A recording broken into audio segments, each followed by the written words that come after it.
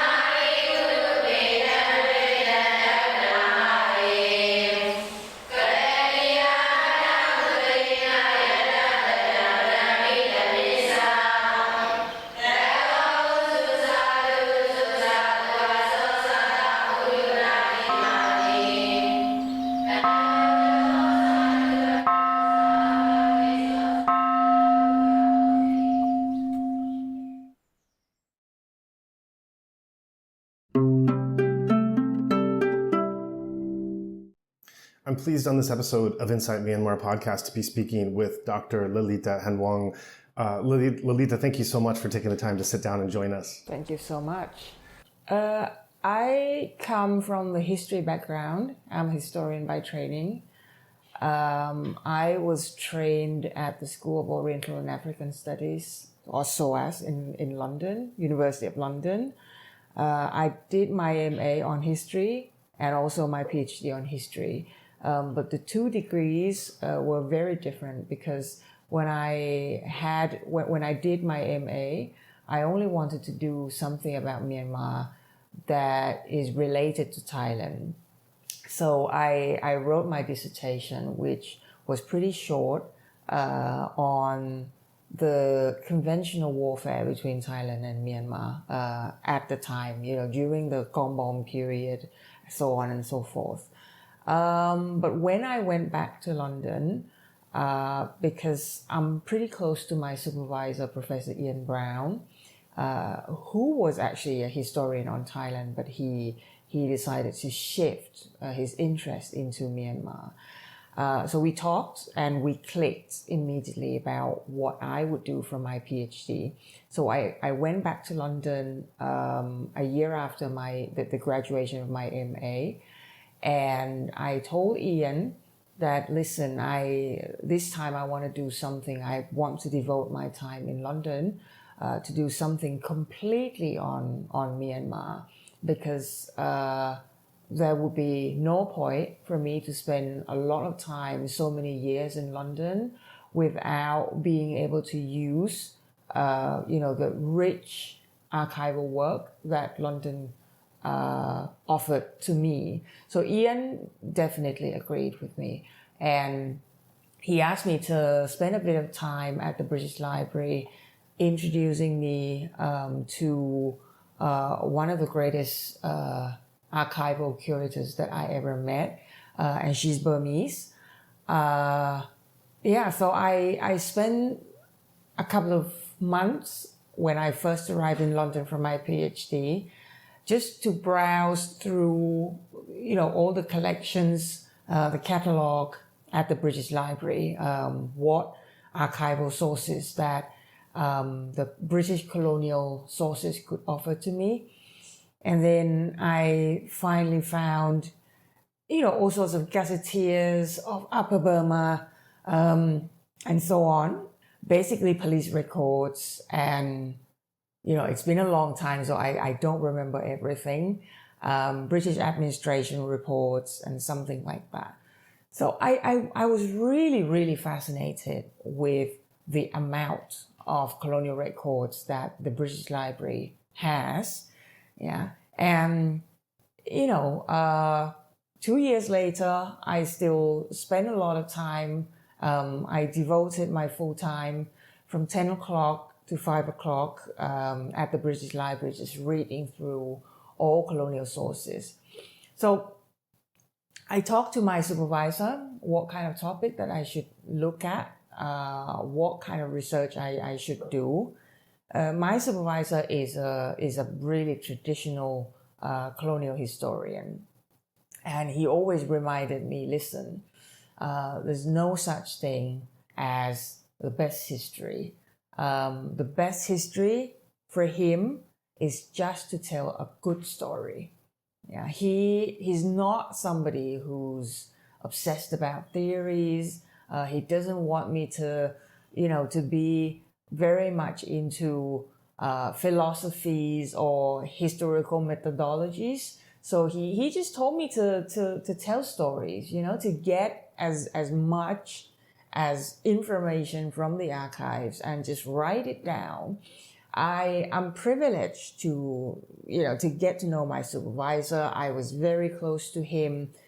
We spent a lot of time discussing about everything about Myanmar, because he started his career as a Thai historian. He speaks Thai. So, we had a very good relationship, and I met him every single week. He's actually like a father to me. We were close, so I really loved what I did in London. So I came up with an idea to write my PhD thesis on policing in colonial Burma, which again was super fascinating because, as you may know, policing in any British colony, they did not employ only ethnic groups within the country, right? But because Myanmar was a part of British India, Myanmar was a province of British India until very late in British colonial history, in the late 1930s. That's when Myanmar was detached from India. So by being a part of British India, the British used a lot of Indian soldiers and police in Myanmar. And when I talk about Indian soldiers and police, I mean all races of Indians, right? These days, when we talk about Indian police, Indian soldiers, we tend to think about the tall and handsome people like the Gurkhas. Well, the Gurkhas are actually from Nepal. They play quite a pivotal role in Myanmar as well, but not as much as the Sikhs and the Rajputs. Very tall and martial-looking, fierce-looking soldiers like these guys.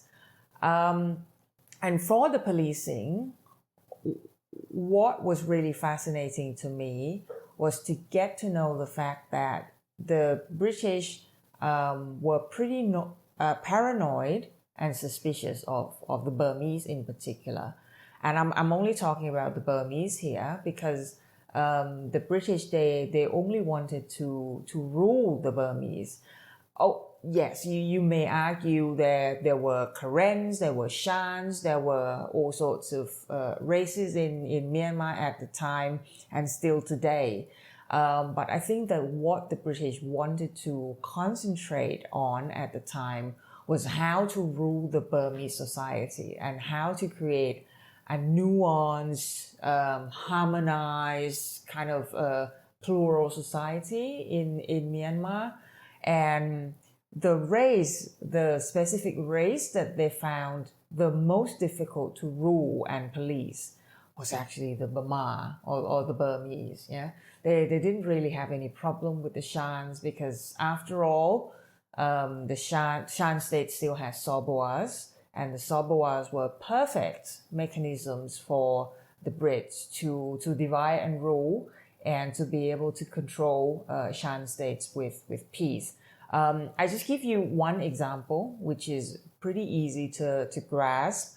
Sabawas to me were a bit like the sultans of the Malay Peninsula that Malaysia still has today. Yeah, if the Sabawas still existed after independence, probably the mode of government of Myanmar would be something like Malaysia today. You know, you have the sultans of Perak, the sultans of Selangor, so on and so forth. So that's what I see, different races in Myanmar during the colonial period. But I must say, I'm going to be very honest here. The British were pretty upset with the Burmese at the time because they found the Burmese quite difficult to govern. You know, they were talking about the race that was one of the most rebellious races that they ever came across. The Burmese were pretty notorious for being prone to violence, especially during Pue or well, let's say temple festivals and so on. So it was very difficult and tricky for the Brits to govern and to police the Burmese. And their solution was pretty simple. Okay, let's bring somebody to scare the Burmese. Hence, the presence of the Gurkhas, the Sikhs, and so on, and you know, all this stern-looking races from India. So that was how all Indian races were imported into Myanmar to become soldiers, sepoys, and police. An incredible background. I mean, so many different threads that you open up there that I'm tempted to spend the next hour and a half just going into all those nooks and crannies, let alone the immersive experience that you brought us into the British Library. I just want to luxuriate with you for a moment in the presence of all those incredible Burmese archives. So, you know, so much there to want to go into, and yet also we have this current situation that we're leading into and where your expertise has shifted. So if we bookmark that point, or perhaps as in the case with Burma, so much is connected in ways that are unexpected at times, that this introductory talk might then loop into some of the issues that we're seeing today, almost certainly it will. But if then you can explain on your personal and professional journey how you came to be involved in this kind of research, looking at this colonial past and this particular area of interest, using the British archives as a background to being able to explore more. From there, where you have shifted into what you're currently doing, if you can describe that, as well as some of the reasons and backgrounds as to why you wanted to move in a slightly different direction. It's a very interesting question. I actually never really asked myself why I shifted, or when exactly I shifted into what I'm looking now. I think part of it can be explained through opportunities that came to me. Let me go back to London. When I finished my PhD in London, I applied for a job, and I only wanted to stay in Thailand, right? Because at the time, maybe my decision was wrong. Maybe if I spend more time in London, in Europe, or the US, my life would be different from now. But I decided to come back home, and I just spend my time with my parents because I'm the only child in the family. Lots of high expectation from me to be back home. And after I returned, I was posted in the northeastern part of Thailand in Mahasarakham University as a lecturer of history, right? It was an eye-opening experience for me, and I still hold that region of Thailand, the northeastern part, or what we call Isan in Thai, and Lao, very close to my heart. I was there for almost 10 years. Well, actually, from after I finished my BA, I was already posted in Mahasarakham, and it was this university that sent me back to London. So overall, I spent 10 years with them. After 10 years, I just wanted to try something new. So I decided to be back home. I was born in Bangkok. I was raised in Chonburi, which is an hour and a half from Bangkok, towards the sea, towards the Eastern Sea. And I was back to Bangkok, and I just picked, a convenient choice, a university that is close to my house and my family. And I'm still here at this very moment. A couple of years ago, no, I skipped something.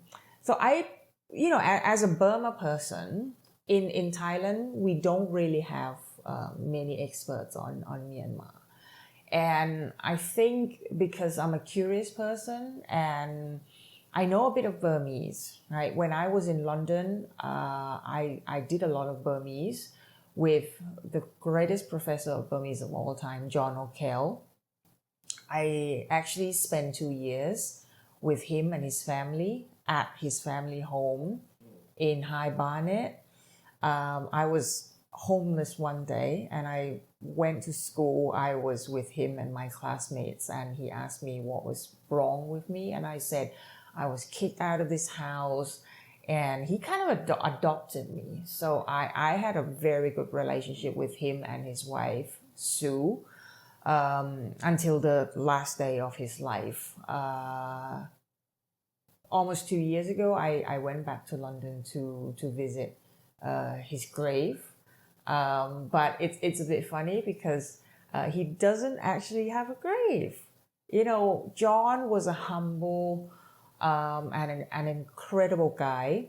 And, all he wanted in his life was a peaceful world, and better things for Burma.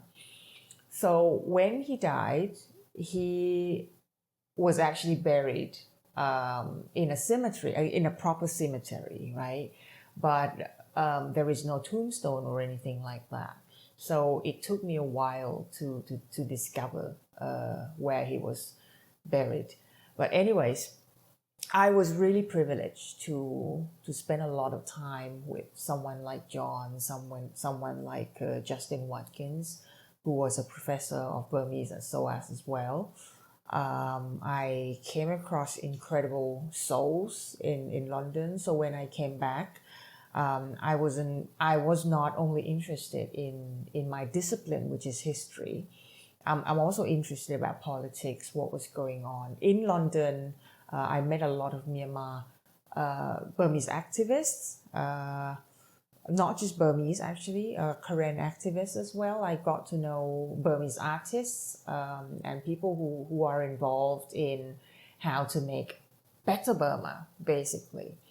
So when I came back, I kept that connection, and I became more and more interested about Myanmar history and Myanmar political history, politics. And when I came back, it was during the transitional period. I believe I was in London when just before Thein Sein's government. So when I came back, there were all these transitions into democracy. Aung San Suu Kyi was released, and which eventually led to the general election. She became the state councillor. NLD became the governing body of the Myanmar government, and so on. So I was not just fascinated, but I was really excited about what was going on in Myanmar. And you know what happens in Thailand? I don't know if it's the tradition here, but the Thai media loves to interview scholars. And as you know, we don't have so many people who know about Myanmar history and Myanmar politics. So by default, I had to be somebody who gives comments to the media about what's going on in Myanmar. But that kind of happened more often when I moved to Bangkok about 8 years ago. And it happened even more often after the coup in 2021. During the coup, I was in my country home in Pak Chong, in Nakhon Ratchasima province. And I remember that couple of days after the coup, after the 1st of February 2021, I was interviewed online by phone 12 times. So, you know, it just shows you that the Thai public is very interested. They gives priority with the situation in Myanmar after the coup. You know, part of the reason I can explain this, because when you talk about coup d'etat to the Thai public, they get really, this is one of the most sensitive words in Thai society, because we've had 2 coups in the last, in the last 20 years, and it's pretty painful to talk about coup. So it interests the Thai public a lot and the Thai media a lot. So I gave lots and lots of interviews after the coup, after the coup, the day of the coup, until now. So I appear a lot on the media, and that's probably one of the reasons why people know me, especially people from the security sector, from the army, from the political industry as well. When they know me and they want to get something about Myanmar fixed, so they contacted me and they asked me for my views, what the Thai government can do with Myanmar, what the Thai army could do with Myanmar. But it's only quite recently that the Thai army contacted me, and they said, we want you to give a more in-depth historical review of Myanmar, so that they could make more precise decisions of what Thai-Myanmar border should be like. And in the last 2 years, I see myself as a privileged person to be able to be close to politicians, especially from the opposition party, who pay so much attention to Myanmar. So it started about 2 years ago when I became the advisor to the Committee of National Security, Border Affairs, National Reform. I don't remember the exact name because it's very long, but this committee is a part of the parliament. It's a lower house. It's a House of Representatives. And this committee is led by the famous MP, Rangsiman. He means well, and he wants to do something about Myanmar. He wants to help Myanmar. That's why if you follow a bit of news about the relationship between Thailand and Myanmar, in the last couple of years, Rangsiman has done a lot of job on, revealing things about scam centers, about refugees, about all these dodgy things along Thai-Myanmar border. And that's one of the aspects how he gained popularity among the Thai voters and Thai public. So I became the advisor to this parliamentarian committee. And by nature, I'm a curious person. I'm ready to learn about everything. So 2 events, well, I would say one event that changed my life by joining this committee was when Rangsiman took me to the headquarters of the Thai Armed Forces. And that day I met General Songwit Nunpakdi, who's still the Commander-in-Chief of the Royal Thai Armed Forces. He's gonna retire in less than a month, but he's a progressive, and I believe that because he went to cadet school, military academy in the US, so he's very different from other soldiers that I have met in my life, and he pays so much attention to security issues along the Thai-Myanmar border. And that's one of the reasons why I became one of his advisors on Myanmar affairs. And I'm pretty lucky, and I'm like I said, I'm privileged to be a part of his advisory team in tackling scam center problems, in tackling refugee problems, and so on. In these 2 years, I get to know lots of people from the army, and it just got fun. I felt, wow, it's pretty fascinating to get to know the army, because coming from the progressive background, I didn't really have a good impression on the army, right? We're pretty much scared of the army. We were all paranoid of what the army did. There were two coups led by army leaders, so I didn't feel comfortable talking with them so much. But when I got to know good soldiers, well,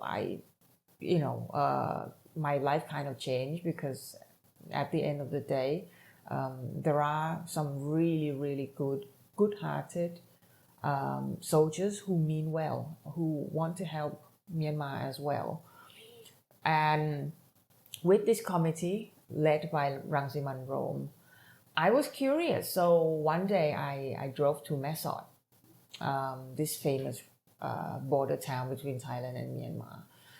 And I just got to know people, right? And those people, NGOs or even regional soldiers on the ground, they introduced me to so many issues at the border.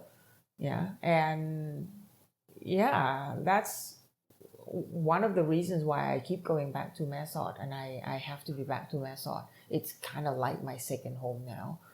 I go back almost every month. If I'm lucky, if I have time, 2 times a month, and I just drive. Driving is therapeutic for me, to get away from all sorts of hectic lifestyle that I have in Bangkok. So talking to NGOs, talking to people on the ground, and NGOs, I mean Thai, Burmese, Karen NGOs, people who are actually tackling all sorts of problems at the border, that the violence in Myanmar creates for millions of people, and this violence does not only affect people inside of Myanmar, but it affects Thailand as well. And this is one of the issues that I want to elaborate more if I have time.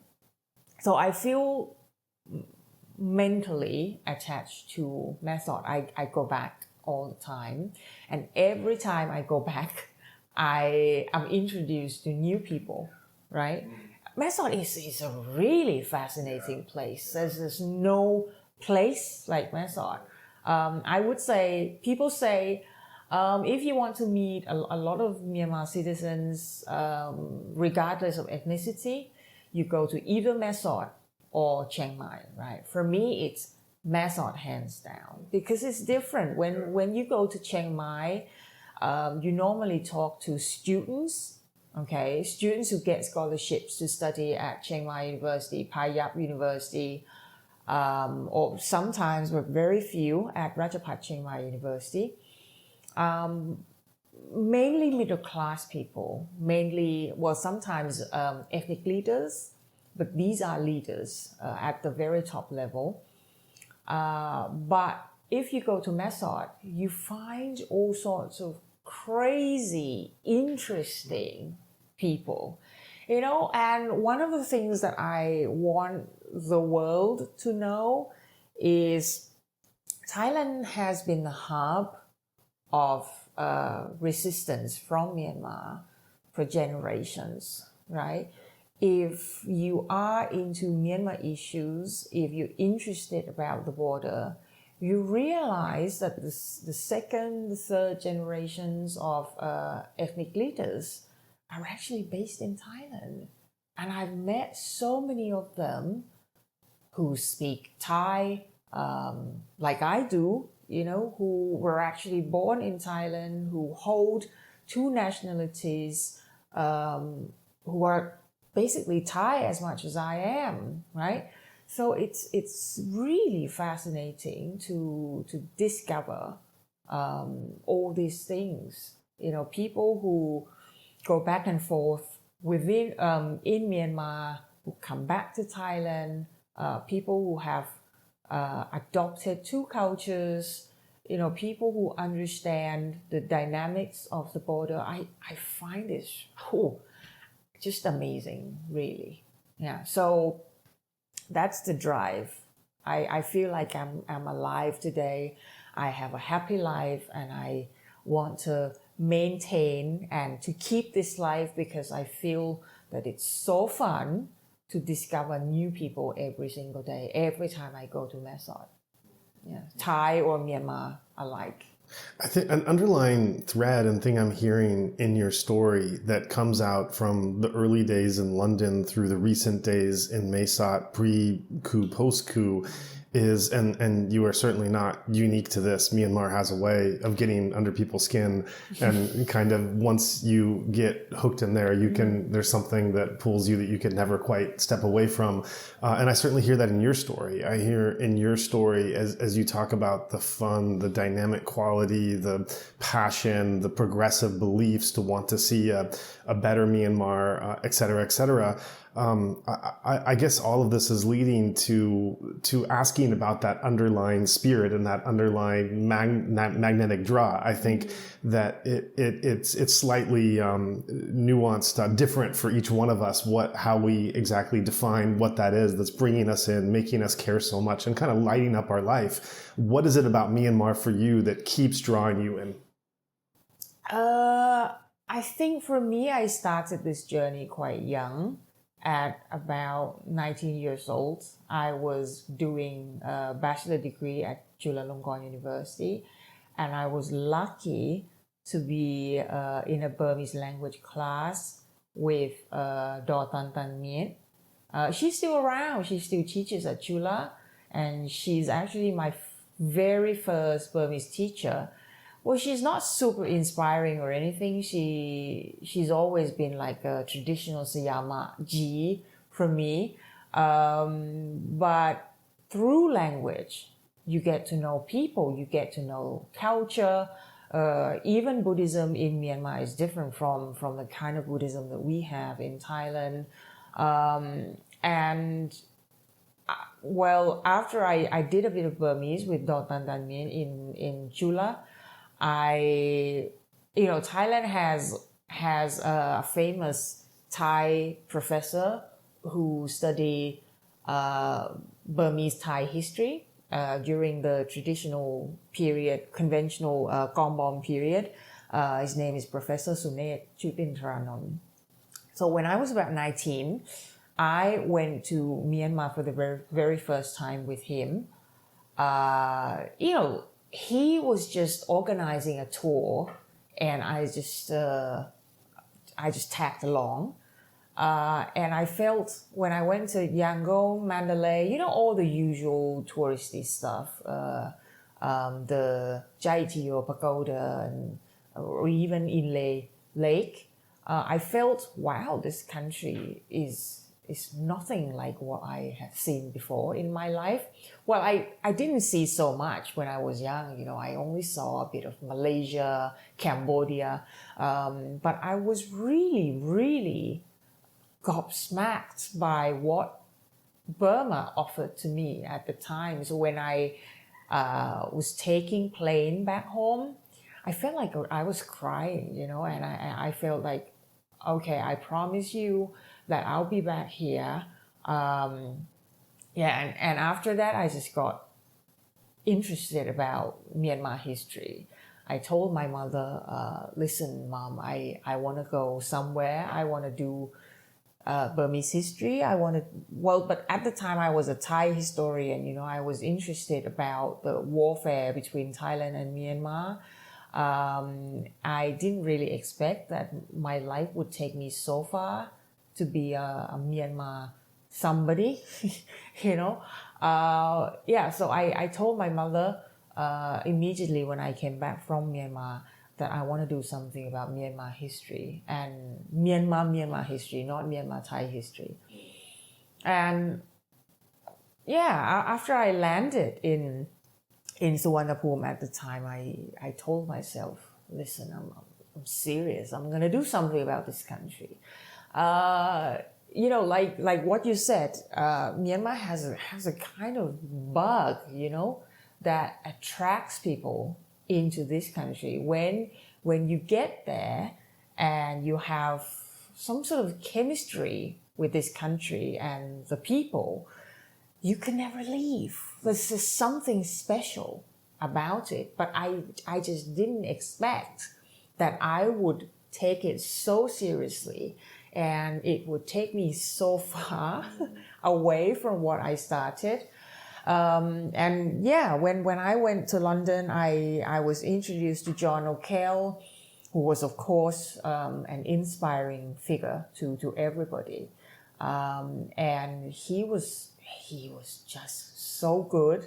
I was really obsessed about my Burmese lessons. So I got to know a lot. And together with John, I also studied with a young Burmese teacher who's still my friend and my colleague. I'm still working with her in a project on Southeast Asia and Africa, actually. Therapy Tan. She's now at Northern Illinois University, and she's still a very good friend of mine. Yeah, so this bug just took me so far away from home, and it gave me very good impression on this country already. I like everything about this country. Well, of course, there are something that I don't like, but in terms of food, in terms of culture and people, I'm all for it. We're here in Bangkok in Phra Khanong on Nut area, and this is considered Little Burma for us, right? Well, there are Little Burmas, a few places in Bangkok, in in Ekachai area, in Praram 2 neighborhood, there is one Little Burma. Here in On Nut and Phra Khanong, there is another Little Burma where lots and lots of Burmese restaurants or even Korean or Arakanese restaurants can be found in this area. So I'm super interested. When you get this bug, you don't want to study just the language. You don't just want to write your dissertation on Myanmar history, but you get into food, you get into talking to people, and that's how I get drawn into this world of Myanmarness, I would say. I still crave Burmese food in my everyday life. I still invite friends and enthusiasts about Myanmar music and culture to concerts by Myanmar artists. So it's for me, it's fun to be here. And I think Thailand offers a lot of opportunities for those interested about Myanmar. I mean, from super serious enthusiasts to amateurs, I would say. Right. That's wonderful. It also, so much of that mirrors my own trajectory and involvement in Myanmar, coming from a different direction, but also at a very young age, which for me was through the form of Vipassana meditation. And, Myanmar and Southeast Asia were pretty much off the map until I started, again, at a very young age, doing intensive meditation courses with the tradition of SN Goenka. And as I came to be involved more in these centers and not just sitting, but also serving and spending time in Vipassana kitchens and between courses and such, Myanmar was a place that was talked about with so much reverence, so much gratitude for this transformative practice that had come into our life, that this magical, mystical place that had, as it was explained to me at the time, preserved these traditions to land to us today, which drew me to want to go. I almost can't get through the sentence of saying that now. I cringe as I say it because I realize the Orientalist spin that those words had. I guess I can forgive myself as a young 20-something that really didn't know better and was following in kind of Orientalist ways of thinking and concepts that were coming to me, not knowing what that was. But yeah, I when I first came to Myanmar, it was I felt like this at the time I started doing meditation in the West. It was still a very strange thing. It wasn't the mindfulness revolution we see now. And when I came to Myanmar the first time, I was so blown away by how normal this was and how much all of society seemed to support the practice I was doing. Pagodas everywhere. I could go to a pagoda. I could have my 1-hour meditation sitting. As I'm sitting, I could feel the energy and look in the corner of my eyes and just see this happiness and joy all around me to support the practice I'm doing. Such a difference between the West at that time, where I was such a weirdo and falling outside the normality. And that drove me, first of all, to want to come back, which was no easy feat as a Westerner before the transition period to want to be there. To stay longer than 28 days was immensely difficult, which I was very fortunate to be able to find a way to do that. But then, similar to yours, also, I became so interested in where this meditation practice had come from, and there was so little material explaining it, that my involvement into everything Myanmar, the history, the colonialism, the ethnic strifes, the food, the music, the culture, everything was driven, the human rights, democracy, etc. Everything was driven from my side from an understanding of wanting to better understand the meditation I was practicing and starting to feel that how can I understand the concepts of these meditations, not just the instructions and sitting down and behaving, but the historical context from which it came, the state and the sangha, certainly even and especially the food. I mean, everything has a place. The more you dig into one part, the more you see how everything is interconnected and everything has meaning, rather than just saying, well, I'm a Burma person who cares about human rights. I'm a Burma person who cares about meditation. I'm a Burma person who cares about the Kachin people, or whatever that feature is. If you really care about those things, you do yourself an immense disservice by not expanding to seeing, let me see all these other aspects, even the things I might be a little uncomfortable with, and being able to see how it then fills the bottle of this one thing I am interested in. So my pathway was, in order to better understand and practice, the meditation that had brought me there, wanting to see the reciprocal and the context from which it came.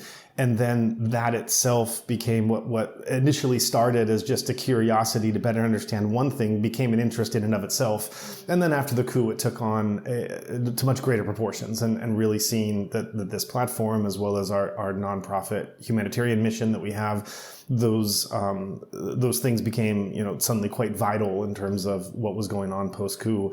And so, I think everyone kind of has their own entryway into the Myanmar space, and the thing that starts, the way the journey continues, and then where it starts to take on these greater capacities and greater involvements. So it's interesting just to take a moment to share, where you came from and that developed to, and my own trajectory, which is similar, but also different in its own ways. And from there, from your involvement, going back to your story and your trajectory, you mention how you start to become more involved in the Thai political and and military part of engagement, media, many different aspects of across Thai society and governance, in looking at Thai-Myanmar relations, and then leading to Mesot. And then in Mesot, there's the presence of all of these ethnic leaders, as we've talked about. That's another important part of your story and your development, especially post-coup, is to what degree you've come in contact with more and more ethnic leaders and understanding ethnic voices and also supporting them. So I'd like to prompt you to share a bit about some of the way that involvement is manifested and what you could share with our audience about what you've learned from some of these important ethnic voices.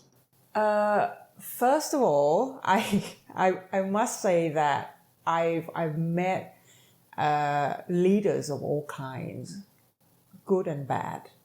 Okay, I don't just meet leaders who are all politically correct, because I am privileged enough to be a scholar, and being a scholar, I'm not in the military. I do not actually represent the Thai government by any means, so I could actually talk to everybody.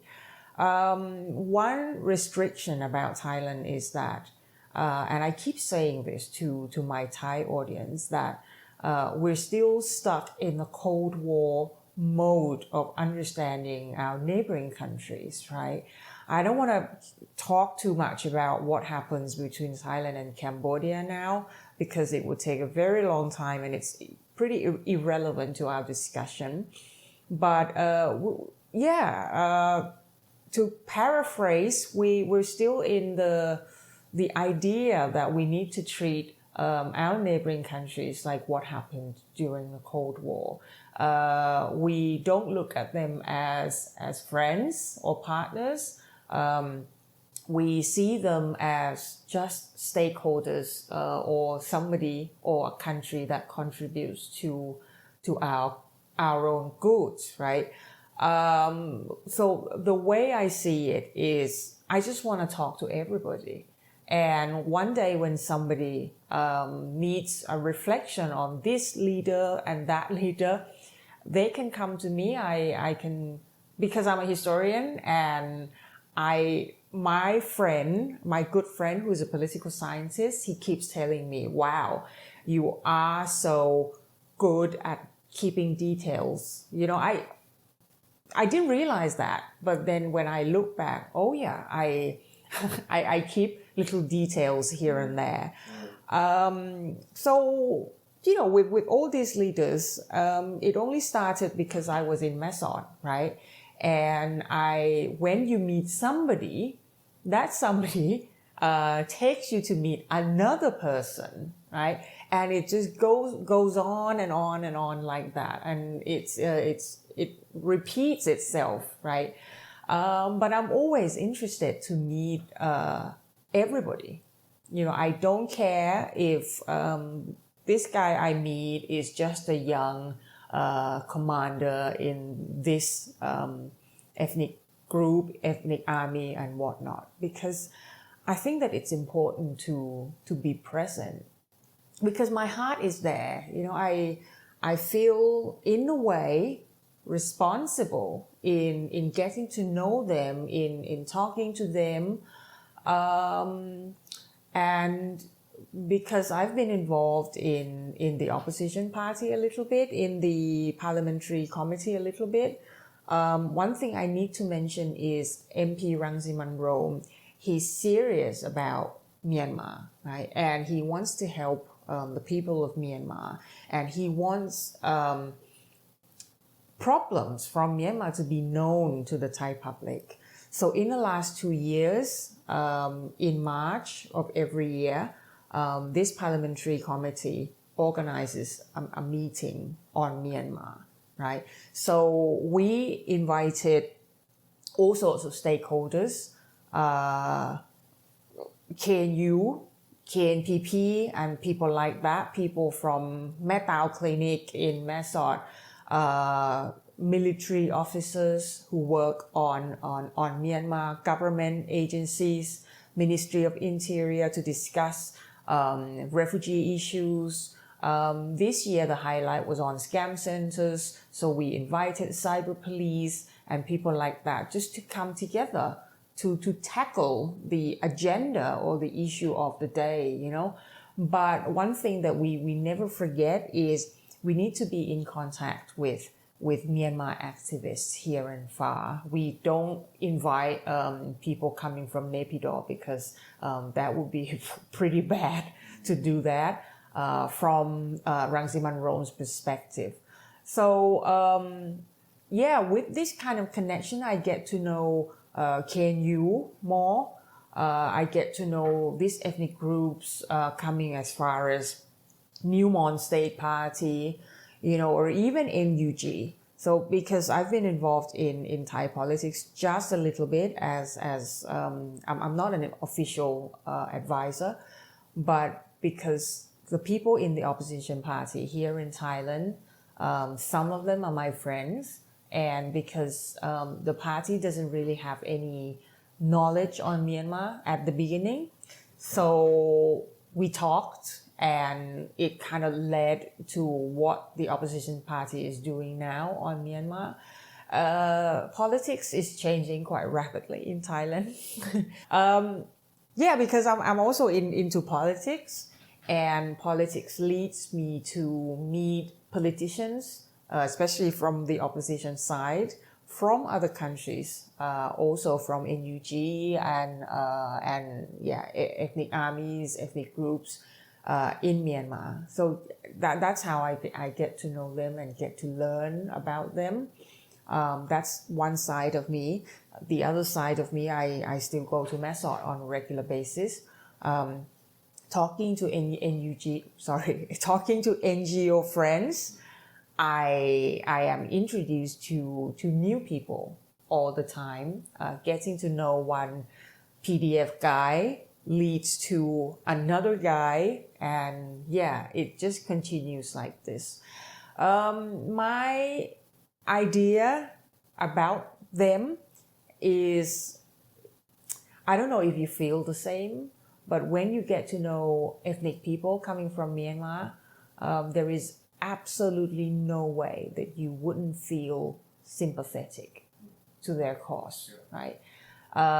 You and I are the same, you know, we kind of came across Myanmar from the Burmese perspective. You discovered Myanmar because from the meditation point of view, I discovered this country from a historical point of view. But when you get to know the broader Burma, you know, the other Burma, as I really want to call it, you feel sorry for them. You know, you feel that you feel like you feel sorry for their struggle. And because this struggle is so long, and the struggle for independence, struggle for federalism, whatnot, this has been around for 80 years. This is the longest ongoing civil war in the world, you see. And because I work with refugees also, I get to know more stakeholders, ethnic stakeholders from the Karen side. You know, I get to know Karen NGOs, I get to know people who work on cross-border aid, people who are serious about, giving medication, giving just good life to people from the other side of Thailand. So when you find these people, to me, it's impossible not to feel as a part of the society, as a part of the community who wants to help them, you know. So these days, I don't just go to Masot, but I try to go to Sangkhlapuri and Suan Phung as well. And every time I go, I'm introduced to new leaders. And like I said before, I don't just talk to mainstream leaders. So I've met DKBA leaders before. I've talked to some of them online. I've met some of them in person. It's interesting to see how this crisis in Myanmar develops, you know. So if you keep talking to the so-called quote unquote good guys, then you don't really know how what the society perceives as quote unquote bad guys are doing and why they're doing it, you know. To me, there are always reasons for what's happening in Myanmar. I have my own solution, but most people wouldn't agree with me. And I'm okay because after all, I'm Thai. I'm not Burmese. I'm not from any ethnic background in Myanmar because I'm an outsider. And that is maybe a good thing for me to be Thai, to be able to look at Myanmar from the bird's eye view, from an unbiased view. You know, I've met people from the Thai-Myanmar side as well, but not at the very top level because I don't go. Even if I'm invited, I would never go because how would my ethnic friends and colleagues look at me if I do that? Of course, I would be interested in getting to know these people, just to know how they're like, what kind of characters that they have, you know. But I still cannot grasp if one day I appear in Naypyidaw, what would my friends from the Thai-Myanmar border react? Yeah, so I don't reach that point yet. But as I said, Thai politics is changing quite rapidly. And who knows, maybe if the new government comes, I'm not that hopeful, by the way, but if something changes in Thailand, maybe we would have more concrete and more comprehensive policy on Myanmar. Not that hopeful, but I still have little hope left. So it's fascinating to think of your conversations, not just with the quote unquote good guys, but also BGF and DKBA and even some level of the Burmese military complex. So I'd be curious, and as you have said throughout this interview, you know, you're a very curious person. You're driven by curiosity and you remember details. Those are incredible attributes for having an understanding and developing a profile of these different individuals and organizations and backgrounds that they're coming from, as well as just your overall historical perspective that is bringing more depth and relief to some of these characters and their long trajectories. And so on one hand, I'd like to prompt you to share some of what you've learned through your contact, your conversation that's been driven through curiosity to want to understand them, to take in their voice in ways that others may be uncomfortable with. I completely agree with you. It's virtually the belief system of this platform is that when we're able to engage in a critical civil conversation, we all win, as long as we're coming to that informed and being able to critically engage on the important matters. So I'd be curious to hear about what you can share of those interactions, as well as moving on to looking at these solutions that you mentioned. You say that you do have some ideas of solutions. You recognize those are coming from an outsider's point of view and that they might not be solutions that everyone would necessarily like to hear, but that you do have some conceptions of solutions. And I think that's very interesting because you've established yourself now as a commentator and an advisor to many different people and parties. And so with the certain advice and guidance that you're giving based on your expertise to these parties, I think understanding the nature of this advice as it's informed by these possible solutions you're holding in your mind, I think that's also very relevant. One top military officer here in Thailand once asked me, "Who are you? Who are you working with? Why are you doing all this for?" You know?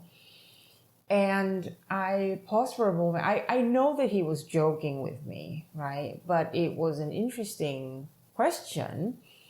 So I paused for a minute. I didn't reply because I simply replied to him, I don't know, but I'm not hired by anybody. Well, yeah, the parliament gives me a bit of money every month to be the advisor, but with the army, with TBC, I'm not paid whatsoever.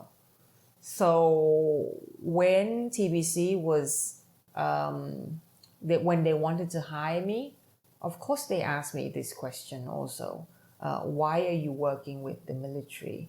Would it be a conflicting interest for you to work with the Thai military and an NGO who gives food and shelter for refugees in the 9 camps here in Thailand?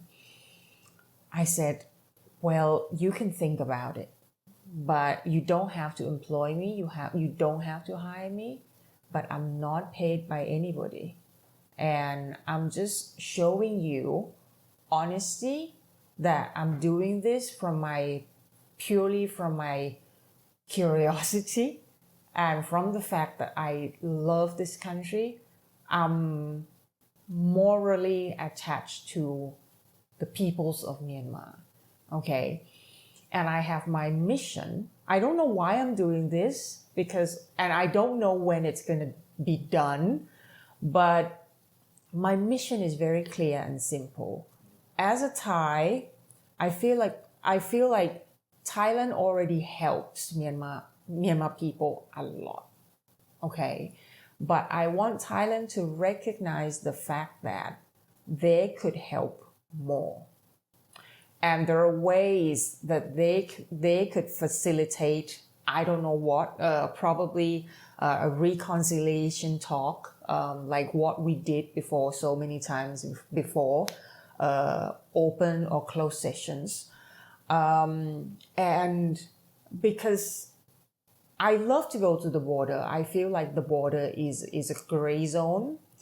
If you come from a Bangkok urban background, and even if you come from the National Security Council of Thailand, if you come from the military operations within the Royal Thai Army background, and you never see, and you never know anything from the border, there's absolutely no way that you would understand the border. Okay. I've met so many soldiers on the ground at the border before. The mentality is so different from the soldiers that we meet here in Bangkok. So I want to link this border knowledge. I just want people here in Thailand to understand that border is different. And we have to tackle problems coming from the border differently.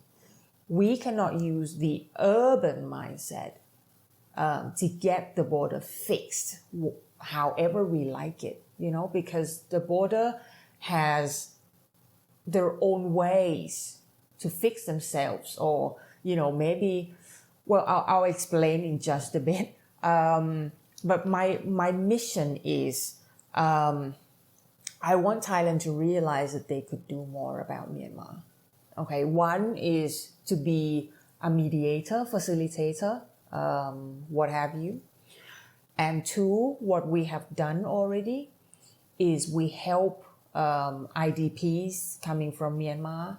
We have refugees, according to the number from TBC, it's more than 100,000 people living in the 9 camps here. And we have housed them, we have accommodated them for 40 years now, right? And now the government of Thailand, this resolution hasn't been officially passed yet because of the political turmoil that we're facing right now here in Thailand. But the intention is already there. The mind is already there that the Thai government finally wanted to let people from the 9 camps to work because of the aid cut, the PRM, the aid cut from the US. That's how the Thai government has to open their mind and their eyes that Thailand is the only way, that could help these refugees and that is to allow them to work legally, so they would not fall into the victims of human trafficking people, in order that they could live their life with dignity and the life that they deserve. Kids in those camps were actually born in Thailand, and this is probably the second and the third generations of people living here. Some of them have been here for 30 years, 40 years. So what would be the reason why Thailand is still keeping them in the camps,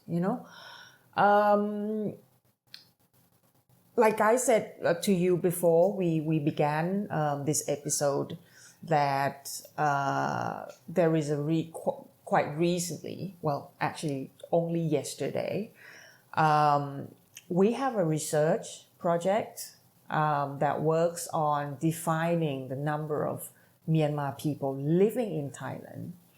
But the problem that we have, the report is in Thai with a bit of executive summary in English. I can give it to you if you want.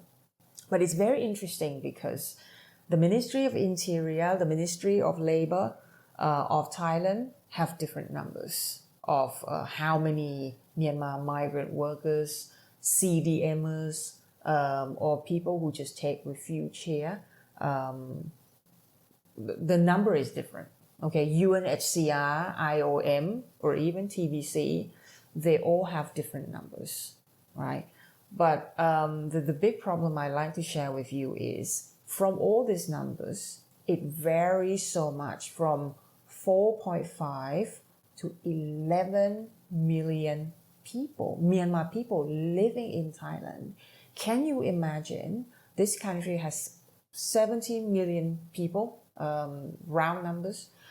But that means Myanmar people living in this country is amounted to 10% of our total population. Oof, that is no joke, And these guys coming from Myanmar, they contribute so much to the Thai economy. They contribute so much to the economic flow of this country. This we cannot deny, all right?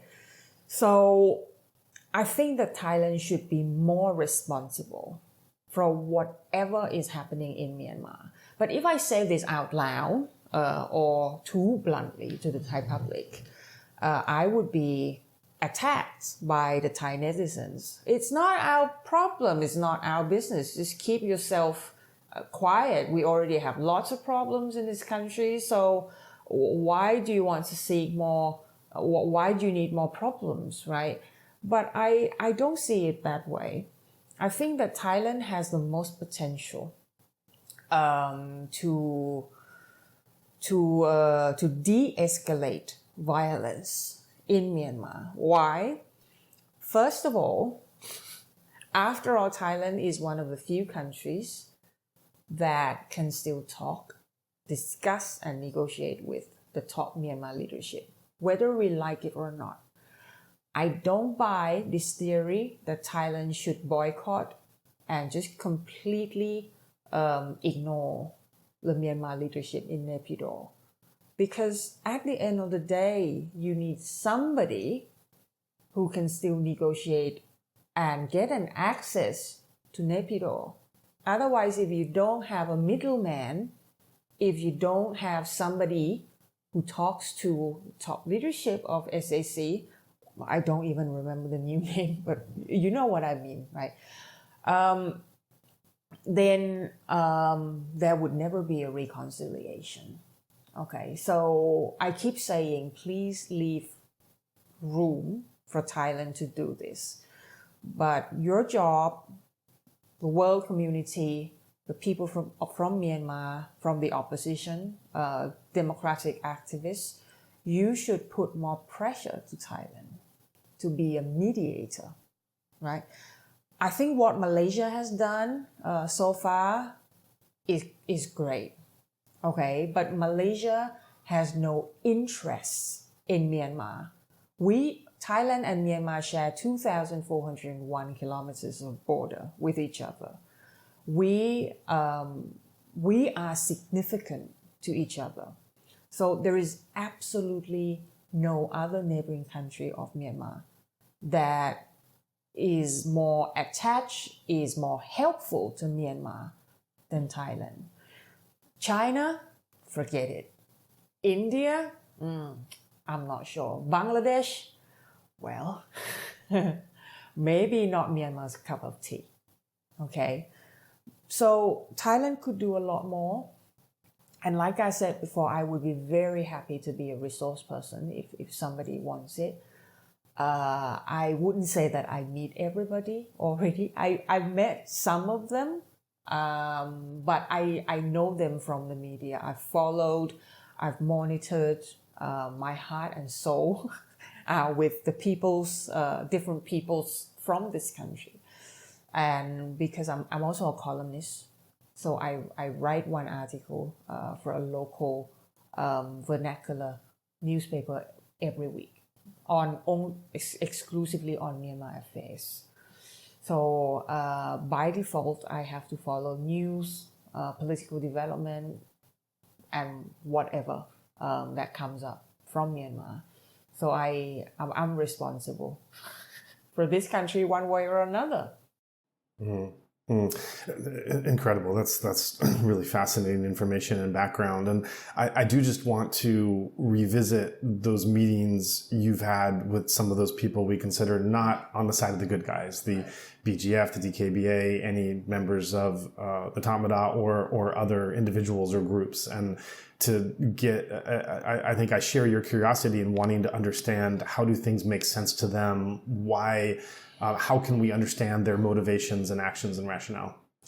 The motivation is pretty clear and simple. As long as there's conflict, as long as DKBA and BGF need to consolidate their power to pay their soldiers, because these people, they pay their soldiers, right? And for such well-paid soldiers like BGF soldiers, they get paid like 5,000-6,000 baht per month, which is a lot from Myanmar standard. KNU soldiers, for example, they're not paid regularly on a monthly basis like this. So let's imagine BGF has, let's say, 10,000. I don't know the exact number, but let's say around about 10,000 soldiers, right? BGF leaders, they carry this yoke of responsibility to pay their soldiers. And it's a lot of money every single month. The only way to get money quick and in the more sustainable way in the context of this war, this civil war in Myanmar, you just have to do some sort of business, right? And this is the main reason why the Chinese businessmen agreed with, that's why they agreed with the Chinese businessmen to establish these scam centers, these casinos, hotels, and so on, because this is quick money for them, because at the end of the day, they have to pay their people. Well, I'm not saying that what they're doing is right, okay? Because to attract scammers coming from all sorts of countries around the world, from Uganda, Ethiopia, the Philippines, Indonesia, so on and so forth. It's pretty fascinating how over the years since, if I remember correctly, 2016, 2017, there have been, tens of thousands of people from abroad, if not 100,000 people, crossing the border from Thailand into BGF, DKBA controlled areas, right? That is really fascinating. We need to sit back a little bit and ask ourselves, why did that happen in the first place? Because of the war, right? Because if Myanmar is peaceful, if there is no war, if the economy runs regularly, normal business runs regularly, border trade, and so on, is okay, then there would be the chances of these BGF leaders housing these scammers would be lower probably. I'm hopeful about this, but I don't know. Okay, so we have to see this from the very beginning because of the war, because of violence, because of competition, because of the very simple, they have to survive. How do they survive in this really, really hostile environment? Why on earth the Wa in northern and southern Shan states? Why do they have to do narcotics? Why do they have to produce drugs? Why do they have to sell arms and ammunition to EROs in Myanmar? Everybody, almost everybody in Myanmar, whether a good or bad EAOs, buy arms and ammunition from the Wa because it's very difficult to get these things. The Thai side, I can assure you that the Thai army, the Thai government have no policy of sending arms and ammunition, legal or illegal, to Myanmar, to facilitate or to escalate this warfare. So quite naturally, if you want to understand them, you need to understand that the war is still here. If violence has been de-escalated, then there might be some other opportunities for these VKBA or BGF leaders. And also the WA leaders, UWSA, something may change. But for now, as long as the war is here, it's very difficult for them to do other things rather than to trade war. To take war as a good opportunity for the business and just to survive. Mm-hmm. So you're describing a whole setup of a wartime or conflict-oriented economy that are driving all of these decisions. And unless the entire nature of the economy, which is driven by security, starts to change, then the motivations and survival mechanisms around it likely will not change as well. Yeah, definitely. As long as this war is still around, we cannot expect peace along the border.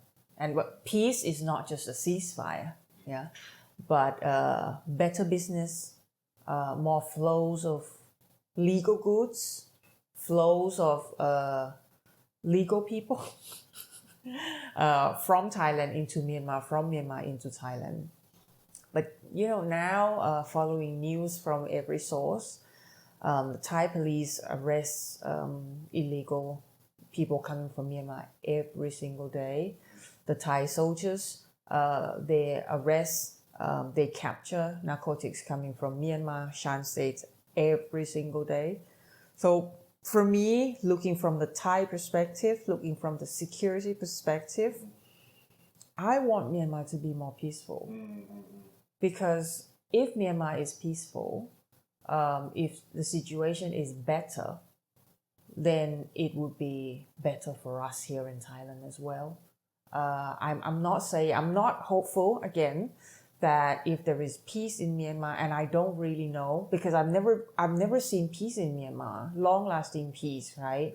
So even if in times of peace, some ethnic groups still have to survive by trading drugs, by producing drugs, by trading, illegal goods and so on. So in order to create some level of satisfactory peace that I want to see, I think that there needs to be some kind of negotiation and reconciliation. For me, you asked me earlier, which I forgot to revert to, my solution, and once again, because I'm not from Myanmar, I can say this, and from my experience interacting with, pretty much all stakeholders from Thailand and Myanmar, I think that there must be a talk. I like to see a peace talk, but I can assure you that all the peace talks that were held by the Burmese junta before, it's wrong. They say, oh, this peace talk is inclusive because we include Shans, Karens, and all these key ethnic groups. Why do I say it's wrong? Well, it's not wrong, but it's not completely right to include only those groups that are manageable, talkable. You need to be able to locate the right people, the right leadership of each EAO. Otherwise, there's absolutely no way that peace would be settled in Myanmar, right? If you talk to the Karens, if you don't talk to the top leadership of KNU, KNLA, it's impossible to get to that level where my border, our border is secure, because there will always be airstrikes. I give you one example. I know that there are lots and lots of people from the EAO side, from the Myanmar side, philanthropic people, NGO people, who share goodwill with me, that really, really want this war to end. And sometimes they do not agree with hardliners to continue this war, because as the war progresses, as the war continues, it's inevitable that people who suffer the most are innocent people, are school children, monks, novices, people who are not involved whatsoever in the battle. We see airstrikes nowadays that target only civilians. I think all ethnic leaders now need to come forward together. If you mean well for your country, and by country, I don't mean Myanmar.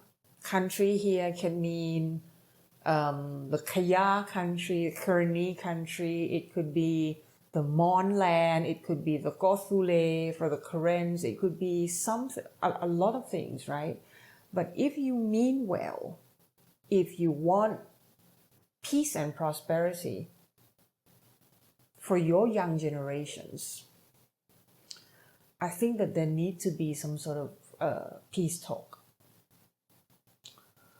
And violence must end now. And this is something that I really want the Thai government to understand, that there are only a few people in this world that can actually talk to the top leadership of SSC. The Royal Thai Armed Forces has a framework, a bilateral framework to talk to SAC, to the Burmese junta. We call it HLC, which is High Level Committee. In the last 2 years, the Royal Thai Armed Forces has never used it. And I don't think that it's going to be used anytime soon, because I've been told by their leadership that there's no point to go to Naypyidaw without any clear agenda, what Thailand should want to discuss with Naypyidaw, right? So HLC is there, and we have influential people from Thailand, from Japan, who can actually talk to the top leadership of SSC. Why don't we get all these resources together? Because my goal is I don't want to see this war ever again.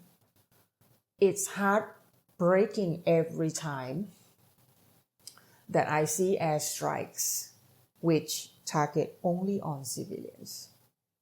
Military to military, that's still understandable. But when 30 school children die in one attack, that's not okay. The other day, the Burmese junta just met with a high-level representative from Save the Children. But at the same time, there were airstrikes everywhere. In Karen state, in Karenni state, in Kachin state, everywhere. You know, and even from the ethnic perspective, there are some EAOs which blatantly commit crime against humanity as well. Okay, so we're not just, I'm not here to defend SAC, okay? But I just want to say that if we want peace, prosperity, and long-lasting solution from this country, everybody, every stakeholder has to come forward together and talk. I know it's difficult. Maybe you start from smaller groups first. Okay, you don't have to bring top leaders, VVIPs from the very beginning, but at least somebody needs to be in the middle to bring these people together to talk. And I do not listen to anybody who tells me, no, we're not going to talk. We only want military means to end this conflict. Because it's not going to happen, because you will never succeed in defeating the Tatmadaw. Now or never. It's true, the Tatmadaw is weak. This is the weakest time that they have encountered in decades. Okay? But they're not going to be defeated, because at the end of the day, they have airstrikes. And airstrikes have huge impact on only ordinary people, not soldiers. So the bottom line, my conclusion is very simple. We must end this war now. Lower your ego, because ego is not going to help. People die every single day with egoistic people on the top, at the top level. I don't know how they're going to do it, but if Thailand can help by any means, just shout out to Thailand to help. And once again, Thailand from the central government perspective and from the border perspective, these vary a lot. So you just have to understand and get to the right people who could help you. There are so many groups of Thai people, military, civilian, who talk to EAOs all the time. Some can be from the special force within the Royal Thai Army. Some could be from the Ministry of Defense. Some could be from the National Security Council of Thailand. The big problem that I see is there's so many groups, but they don't talk to each other. So they never come up with a one single narrative or solution of what Thailand must do for and to Myanmar. Right? It's also difficult for us. And like I said, with the political situation and stagnation here in Thailand, and with the conflict at the Cambodian border, it's very difficult to convince the Thai leadership, to do something about Myanmar. So what you said begs a question and then a following corollary. The question would be looking at the concept of bringing the military to the table and the opposition to that from the side of the resistance, the NUG, the PDFs, some of the EAOs, EROs, to wanting to do that. And if you go and look at the background of the way that the Burmese military regime over the decades has been really, on one hand, as much as we might like to think of them as just these brute thugs that just have one way of violence and interaction, and to some extent that's true, there's also another avenue where they have been surprisingly, in kind of a way I don't think has really been talked about so much, surprisingly effective at really manipulating all levels of sophistication of the international community. Duping is the word I would use. That they have been really masterful at duping the international community with short attention spans, with reductionist narratives, without the patience to be able to do the hard work of the long-term engaging, with short spotlights that happen when you have big events for just a short period of time, Saffron Revolution or the military coup or an earthquake or a cyclone or something, and then people turn away again.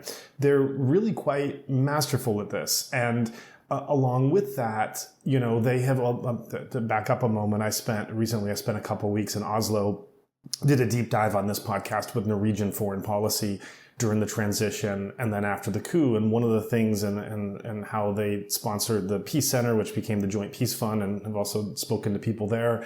And one of the things that's come out from those conversations is the degree to which the wider international community, and Norway in particular, was really used, manipulated, duped. And I think if you were to make a list of who in the international community of the last 20 years, who has been duped, I think the number of high-profile individuals, organizations, governments, other kinds of figures that you could put on that list. I mean, how many special envoys from ASEAN, from UN, from all over have come, and the list of the laundry list of failure. I think failure would even be a kind word in some cases to use.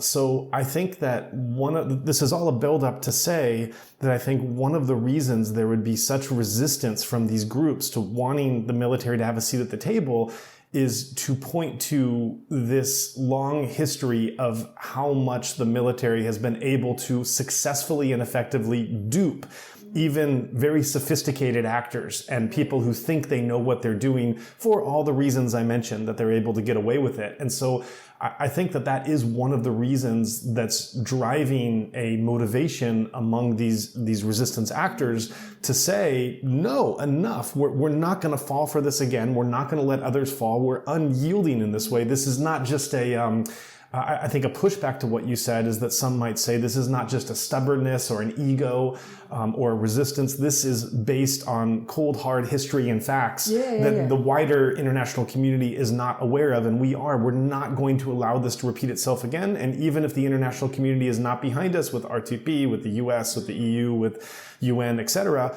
well, we're just going to do it ourselves. We're just going to forge ahead and do it ourselves because we can't trust them. So I think one pushback to having the military at the table would be not wanting to let them continue to get away with, okay, are we going to have another 15-year plan for disciplined democracy that's actually going to take 30 years, and then we're just going to lose the thread once again, as we did from 88 to the transition period and beyond. So that's the first question. The corollary of that question is then picking up one very direct thing you said, that although the military is at the weakest point they've ever been, you don't see them being defeated. You don't see that as an outcome at this point. If that's the case, so if A and B are true, A being that the resistance forces are not going to allow the military to come to the table because they don't want this history of duping to continue, and B, that the military is not going to be defeated, that would then lead to an outcome of what? The resistance being defeated, a stalemate that lasts protracted long into the future, a kind of, and I know that these models are coming out more and more by analysts, a kind of bifurcated country with different areas of control that just settle into some kind of normalcy.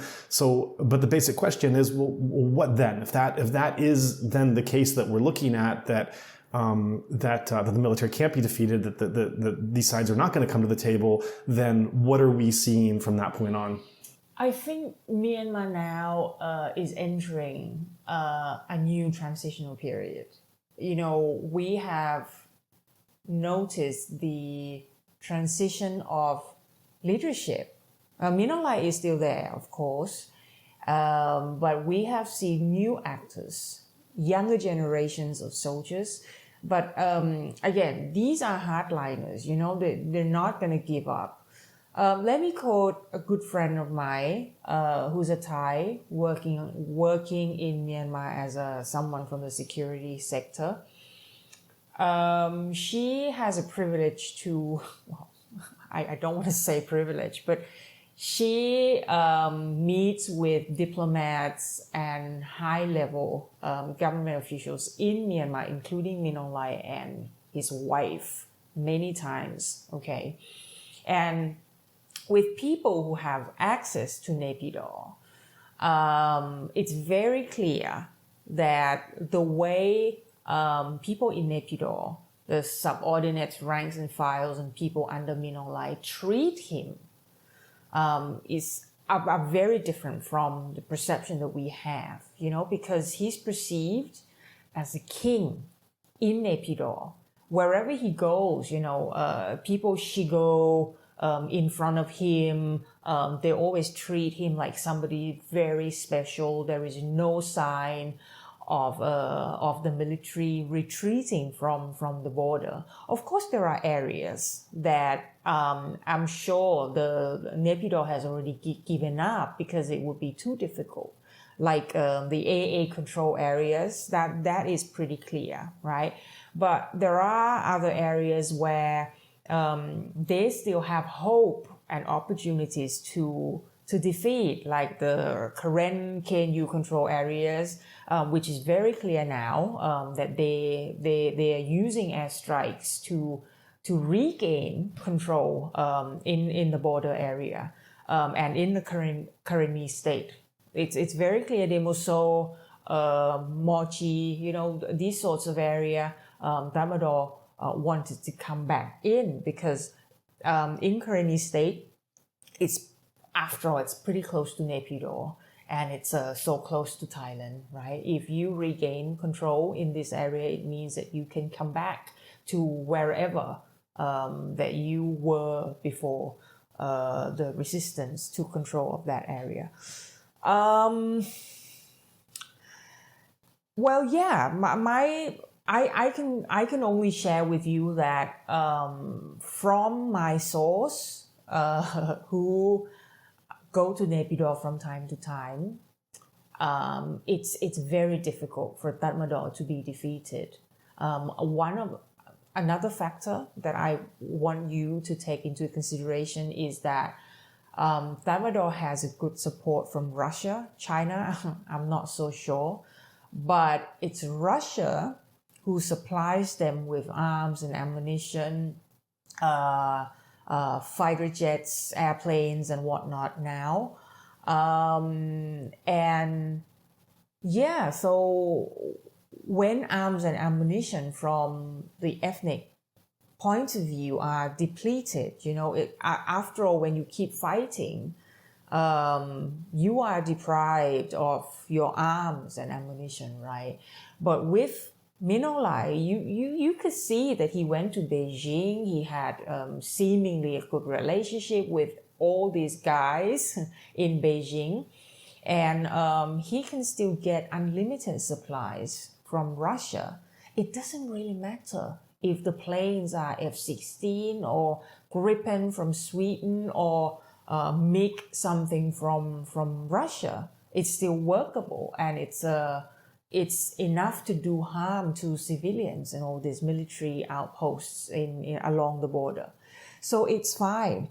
I'm so afraid that because the Thammador is so desperate in regaining control in these ethnic control areas, eventually they will seek help from Russia and China even more. And China is happy to help because they're doing whatever they can to support this election, right?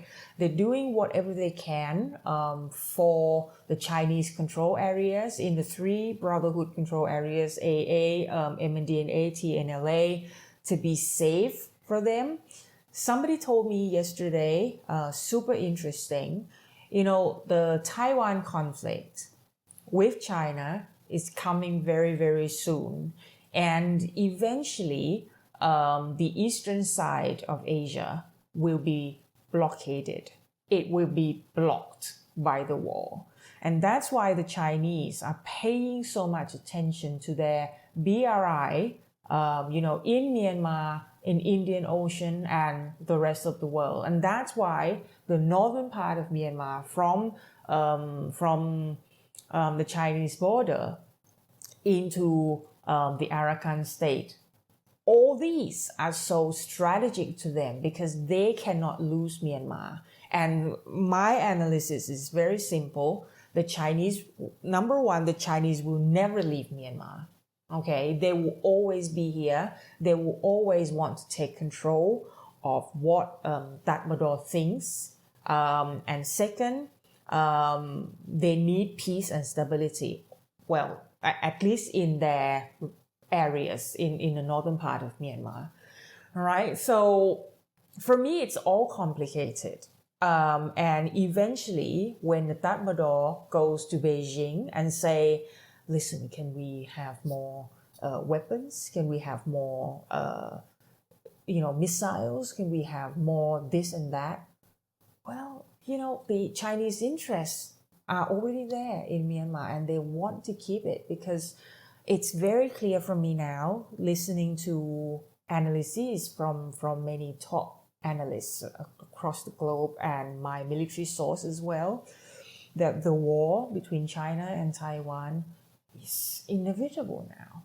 So when the East is gone, when Japan is under threat, because at the end of the day, Taiwanese will have to evacuate to Japan, they will have to evacuate to the Philippines. So the eastern side of Asia will be at the most vulnerable state when this happens. So it comes down to the western side. China has no exit to the sea on the western side officially, but they have the Arakan state, right?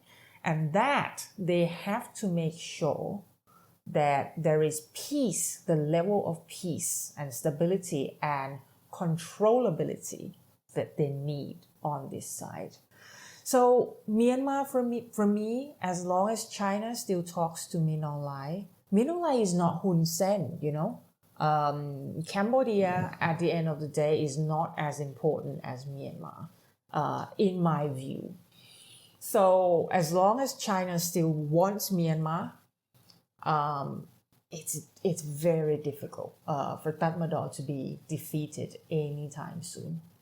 Thank you for that incredible analysis, incredibly alarming and disturbing analysis, I should add. And there are so many questions I would like to go in, but I think that will have to wait till a part two. I'm conscious of the time and thankful that you've been able to spend this time with us. And it's certainly been a long time coming to be able to sit down with you and have this very informative conversation. I really thank you for it. Like I said before, one of my dreams is to encourage the Thai government to help Myanmar more. Myanmar here, I mean everybody in Myanmar, including civilians. How do we create better Burma for them by facilitating or by mediating peace? Once again, I don't know how. I don't have like a perfect recipe for peace, but we need to come up with something. And I just want to end this session, this episode, by prompting you with ideas that I shared with you. I hope that it's useful. I hope that it provokes something, some thoughts. And one more time, if you think that Thailand could be useful by any means, I think that you should allow Thailand to play more crucial role in this reconciliation or whatever you want to call it. I'm not even sure if reconciliation is the right word, because every time I ask EAOs or EROs, NUG, or opposition people, they keep saying, no, we're not going to sit down and talk to Tatmadaw, period. But, for the sake, we have to ask ourselves, what are we doing and who are we doing this for? Is it for the people? of our country? Is it for the people who we care the most? If the people are the main algorithm that we're talking about, then we probably have to frame our approach differently, because war is never good for anybody except war business people. Okay, for civilians, for us, people on the ground, opposition, youth,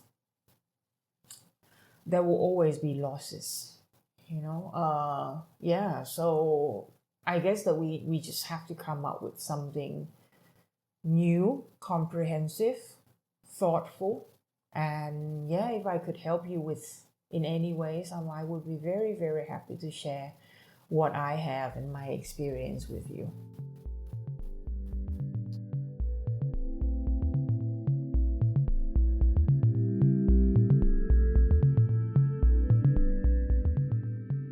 Thank you for taking the time to listen to this episode. As regular listeners know, we often remind our audience about our nonprofit mission, Better Burma, at the end of a show. Truth be told, fundraising is hard work, and I can personally attest that it's no fun at all to keep asking for contributions. But the reality is the situation on the ground continues to be distressing, and our work would simply not be possible without your support. What helps us most at this time are recurring donations. This provides our team with a reliable foundation, and it helps to reduce the stress of this constant fundraising.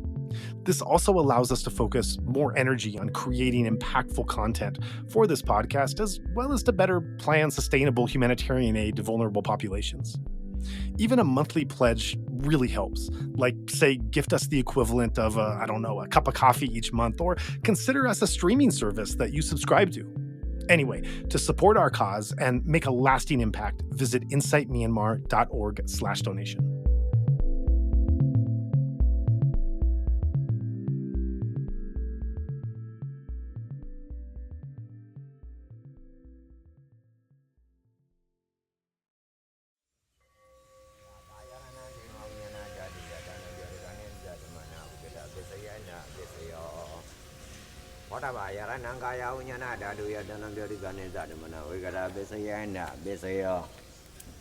Oba yarananda dayananga yaranaya dayanam boda yaranam